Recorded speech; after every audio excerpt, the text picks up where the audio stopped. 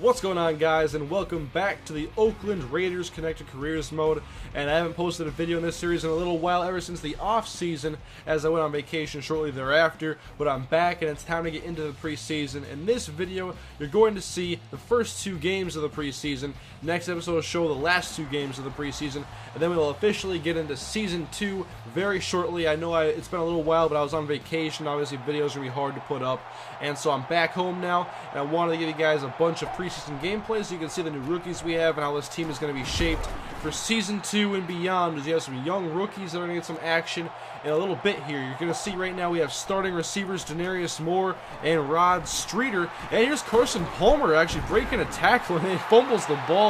Jared Valdir picks it up and avoids disaster somehow. But I'm going to show a lot of plays in this video, and sometimes I'll detract from the gameplay a little bit just to talk about different things with the off season and certain players and my plans for different things. It's not as important to do play-by-play, I think, for the preseason. I just want to give you guys information and let you know what I think you need to know. So anyways, obviously one of the things you always know with the Raiders is that I'll be looking to get a quarterback to replace Carson Palmer. Now, free agency was super bare for really any impactful players at any position, and even quarterback. So we went to the draft, and there wasn't very much for quarterback talent as far as late first and mid-round prospects go. The guy we were looking for, Denny Thompson out of Notre Dame, was a dual-threat quarterback who had about 85 speed. He was a tall, lanky quarterback who could run a spread offense like I kind of want to run, a really wide-open offense. But he changed positions to receiver, and you can't change him back in Madden. So basically, we waited until the 6th round, our final pick of the draft, and we drafted a quarterback by the name of Patrick Papagiannopoulos, and everybody's been wanting to see him since I drafted him. I've showed you guys some practice mode with him, and you will get to see him in this gameplay, but look at what Darren McFadden is doing in the early stages of this game. I've put him on a trading block because I've expressed desire maybe to get a new running back in there. But 5 carries for 78 yards, that is a very impressive start for Darren McFadden. He will be our running back for this upcoming season. And we're back on defense now, and Maurice Jones-Drew fumbles the ball as our run defense picks up right where they left off last year. And another thing that I want to talk about was sliders. I'm not sure if I'm going to be making any edits this season, because I know hot and cold streaks affect so much, and so I'm not sure what I want to touch right now, because so many times last season I would have almost all my front 7 on hot streaks, and it made things really imbalanced, I thought. So I really don't know what I should do yet. I need to give it some more time probably to think it over and see if Blue Ninja's made any tweaks on his slider set over on Operation Sports, because that's basically what mine is. But for now, we're using the same set, and now you're getting to see him. There he is. Big Papa, Patrick Papagiannopoulos, his first NFL game. It's in the preseason. Oh well. He gets 1 yard on this scramble, as he did like what he saw downfield. It's 7-3 in favor of Oakland. And now Big Papa gets the feel of an NFL-style hit as he gets sacked coming off the edge. And now it is 3rd down and 14. And actually, Terrell Pryor's in the game now, and his pass is nearly intercepted. And Pryor's not a guy who I want to like be our starter or anything like that. He's just like a Joe Webb kind of. I don't think of him as a starter, I guess. But Greg Zuerlein, we brought him in to compete with Sebastian Janikowski. He barely misses this 57-yarder. I may mess with my kicking slider, but I kind of, like, you know, long field goals in the NFL, they're not exactly rare. But I think that if I want to hit a 55 or beyond that, I should probably need to have about perfect power on my kick meter. I shouldn't be able to do it on command, because field goals in Madden have an automatic for probably ever. But I'm just trying to make it a little bit more realistic, and 57 is pretty long, but I know Greg can kick it. But we're back on offense now, and Big Papa hooks up with our first-round draft pick. A guy, I pinned him in as the guy I wanted for the first pick months ago, like in the early stages of the season. Once I scouted him, I knew I wanted A.J. Ray, and he looked impressive in that practice we had, and now we see him here in the game getting some play in, with Danny Amendola, Patrick Papagiannopoulos, and now Patrick is going to take off, and he gets the first down. And oh, about the pronunciation of his last name, I'm not even sure if I'm saying it right. I mean, someone did message me and say how it's supposed to be pronounced, I believe, but obviously he's a fictional character that was created by EA for this game. And from doing a Google search, I'd say it's not exactly the most common last name I've ever seen. But we'll go back into the gameplay now. 2nd and 9. The pitch is out to Chris Ivory. I didn't re-sign Mike Goodson. I wanted to get somebody new, and I got Chris Ivory. I like him a lot from New Orleans. I've seen him play well in real life, and he's just a guy I like, and I wanted him to be kind of our power spell back type of guy. We have Taiwan Jones, who's a pretty fast third down back type of character. But there you can see pop up on the screen, Taiwan Jones has a broken collarbone, which will obviously probably keep him out until the early stages of the regular season. And that makes the role of Chris Ivory even more important on this roster now, being the number 2 running back and probably a third down back if I don't want to keep McFadden out there. But Henny ends up going backwards after like some mix-up there, ran into somebody and kept going backwards, and then Jack Crawford makes it 4th and a mile. And Big Patrick's out there now, throws it to Chris Ivory in the flats, and I'm just trying to give him the ball in space and see if he can run somebody over and truck somebody, because I brought him in kind of to be more of a power style back. I know he's not going to be like a Michael Turner or Steven Jackson, but kind of that mindset, I guess. Maybe a poor man's version of those guys. Or Michael Turner when he was actually good in his prime. But now we see Danny Amendola out there, and we don't want to see these injuries pile up, and especially a guy who's competing with Jacoby Ford to be a slot receiver. Now, one of the reasons I am having competition with Jacoby Ford is because of his injury issues, and so obviously don't want to replace an injured player with another injured player.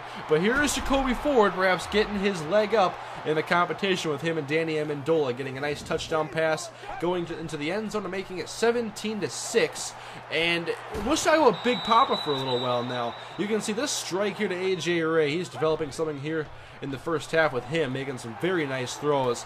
And right now, I'd say Carson Palmer's job is safe.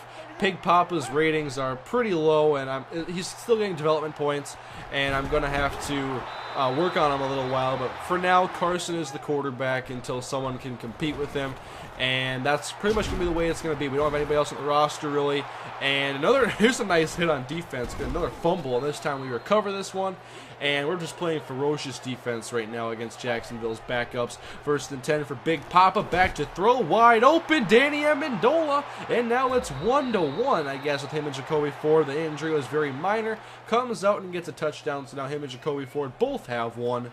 And we'll be monitoring that competition pretty much all preseason. That's pretty much the main competition we have for a roster spot, or really a main role. I mean, slot receiver is a pretty big role, even if it's someone who plays on the bench and isn't in the base offense.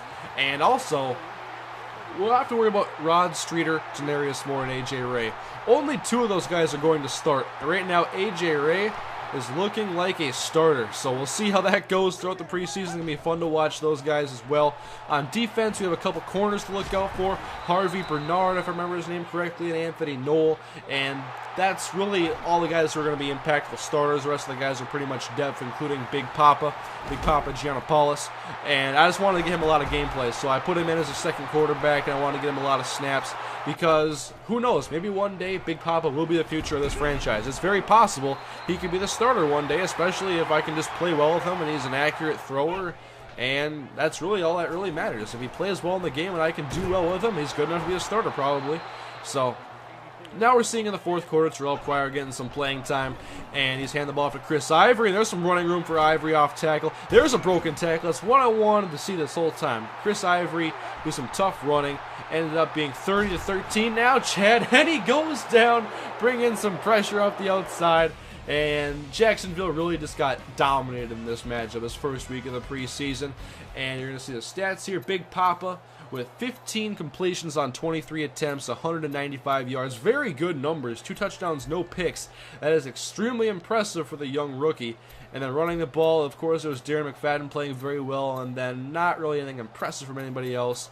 And we also saw A.J. Ray make a couple of nice plays and maybe prove his worth of being a starting receiver. But we'll give him some more time in the preseason. Maybe get him some starting role time if I feel like he's probably deserving. But we'll worry about that probably in the 3rd week of the preseason. But now we'll transition to week 2 of the preseason, and this is the Raiders against the Houston Texans. Obviously a more tough opponent. Matt Schaub underneath is Andre Johnson, runs over Tyvon Branch and gets a first down, 14 yards ahead. And I'm also looking at kind of the preseason as a way to monitor sliders again, because obviously there wasn't like many streaks going on. I don't think there's any streaks in the very beginning, so it was kind of a good clean slate sort of way to look at it. And back on offense, no, hand off to Darren McFadden. He played well last game, but this time Brian Cushing makes him eat the shoulder, and that sets up 2nd and 6. Palmer rolling out and just throws this one away. He hasn't done anything of note in the preseason yet. 3rd and 6, and pass the outside's off the mark, intended for Denarius Moore. So obviously we'll have to look at him if we start losing games in the regular season, and he's not playing well, making inaccurate throws and whatnot. Things a quarterback can't do and start at the same time unless you play for the New York Jets, because Rex Ryan's going to start you anyway. But now we see the Texans are driving down the field. Schaub back to throw, pass the outside. Owen Daniels, he breaks the tackle of Will Hill and goes into the end zone. Will Hill was signed this offseason because he had really good ratings for coverage. But if he tackles like that, he's definitely not going to be a member of the Raiders for much longer. But look at what Run DMC is doing over the course of these first couple of games. I've always thought these sliders kind of favored the running game a little bit for the user. It made it really hard for the computer. But obviously, I have a really good front seven as far as ratings go, with like Richard Seymour. And Tommy Kelly's ratings are really good, although maybe people think he's overrated in real life. Overrated doesn't even matter in Madden. I wish it kind of did. That'd be a really cool feature. 3rd and 17, Palmer, and picked off by Connor Barwin, who's making his voice heard in this early stage of the game. That one was underthrown, intended for Brandon Myers, and Texans take back over, and now we approach the end of the first quarter. And Foster will go outside. There's a nice carry on the outside. That's where he does his best damage, and he gets a first down, and it will lead to a field goal. And now Terrell Pryor in the game, getting him some playing time. Chris Ivory runs through a tackle, and then his tackle after a short gain of a few. 3rd and 4 now. Pryor in the flats to McFadden. Going to the first down marker, not quite, stopped shy. And so it's Texans ball again. And now we're going to see T.J. Yates, and we're going to see our rookie cornerback, Harvey Bernard, pick off T.J. Yates, and he will get the ball back in the hands of Terrell Pryor in our offense. And one more thing to you guys watching the video, feel free to leave any feedback about my team and who I should be starting over other players, who should win certain position battles. Like, you can talk about the Jacoby Ford or Danny Amendola thing. I'll be looking forward to you guys' feedback. I want to get you guys involved in more ways in my series, and sometimes, like picking certain players over others for positions and starting roles if it's close, something like that, just to give you guys a little bit of control. I think it's kind of fun to do that anyway. I know I've done it before where I've given, actually the only reason I have Danny Amendola is because my fans wanted them. I mean, I saw like 100 comments flow in after I said, who should I sign, guys? And so I'm like, alright, Danny Amendola it is, and I created the controversy at slot receiver. And, I mean, the fan interaction, I think, makes it more fun. So I would like to get you guys involved more often. So I'll be reading your feedback. And look who that is right there. That is Duke Calhoun. Remember him from last year? Made a couple of nice diving grabs, then dropped about 18 other passes that were forgettable at least. And now we see them at the goal line. They're trying to go outside on us. Now Yates is back to throw on 3rd and goal. And wide open is Ben Tate. He will score a touchdown for the Houston Texans as they extend their lead to 17-0, as Terrell Pryor and Carson Palmer have not done much in the passing game. But oh boy, look who's there. It's A.J. Ray, and wow, I knew he'd be good. That's why I picked him, but we'll see where he ends up come week 1 of the regular season. And oh, there's A.J. Ray again. Pass down to the 21-yard line. A timeout is called, and now Pryor back to pass.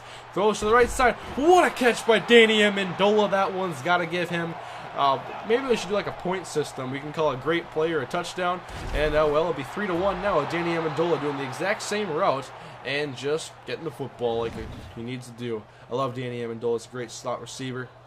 And here you can see, just perfect throw by Terrell Pryor. That'll be 17-7 now going into the second half. Terrell is still in the game. We'll give him 2 quarters of playtime and give Big Papa the 4th quarter.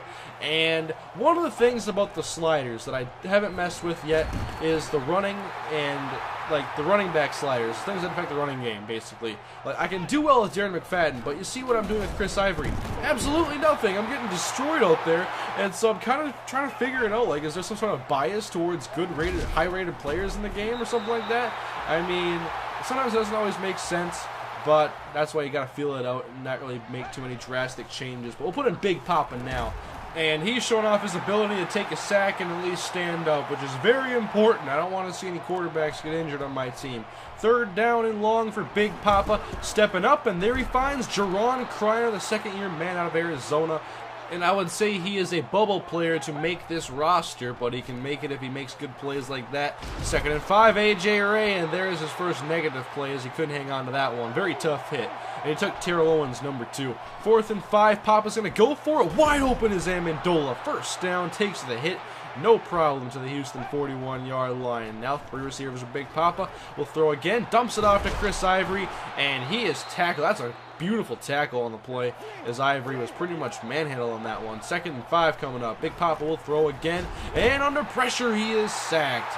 Jonathan Fanene knocks him back for 6 yards, forcing 3rd down and long. Papa, what a catch by Danny Amendola. Look at this game he is putting on right now. He is putting on a show for the fans. And then Big Papa over the middle to David Osbury is incomplete, forcing a 4th and 9. We'll kick a field goal, but get the football back with it being 20-10. And going over the middle to Chris Ivory, and a flag is down now as roughing the quarterback is called in the Texans. They call it on Brooks Reed, who hit Big Papa late. So 2nd down and 10, and Papa goes over the middle. Rod Streeter, again, haven't seen much of him this preseason so far, but of course, we're only about halfway through. We'll show a lot more in the 3rd and 4th game, obviously. And here he is again, runs through a defender, he picks up a couple blocks, and inside the 5, almost scores on this play. 30 yards for Rod Streeter. That wasn't just Streeter, that was the whole team chipping in there. 3rd and goal, Papa, touchdown! A.J. Ray, what a play, oh my God! This guy is something special. Look at A.J. Ray, cut to the inside. I'm pretty sure they had that animation on the Madden 13 trailer before it came out. That is beautiful. A.J. Ray is a beast. And so the couple of nice highlight plays, the Raiders are back in this one, 20-17. They got to get some stops though on defense, and they do. And so out comes Big Papa looking for a game-winning preseason drive. 3rd and 7, over the middle, pass is incomplete, intended for, it looks like Jerron Kreiner. So 4th and 7, last chance for Big Papa to keep this game moving. He'll lob it long for A.J. Ray. It's nearly picked off, forced that one. It'll fall incomplete, and the Texans win this game 20-17 as Big Papa gets an earful from Coach Tim Kaine on the sidelines. He's just trying to build him up. He knows he's a good player, wants him to be a starter, trying to build that mental toughness that he's going to need to lead this team to victory in future years. If he is the guy, we'll see if he is the guy ultimately. But A.J. Ray, Danny Amendola, Harvey Bernard, and Big Papa. Great games for all those guys. Let me know in the comment section who you want me to showcase more of in the last 2 games of the preseason. I'm sure you guys really want to see a lot of James Hazard too. I almost forgot about him. Didn't really show any of him, didn't really call his name out or anything, but he is a very high-rated player, especially for where I drafted him. But you'll see some more preseason next time, guys. We'll finish off the preseason next episode, so we're 2 episodes away from the regular season beginning. So thank you guys for watching. I'll see you guys later. Remember to leave your feedback below and a like on the video. I really appreciate it. Thank you for watching, guys. See you later.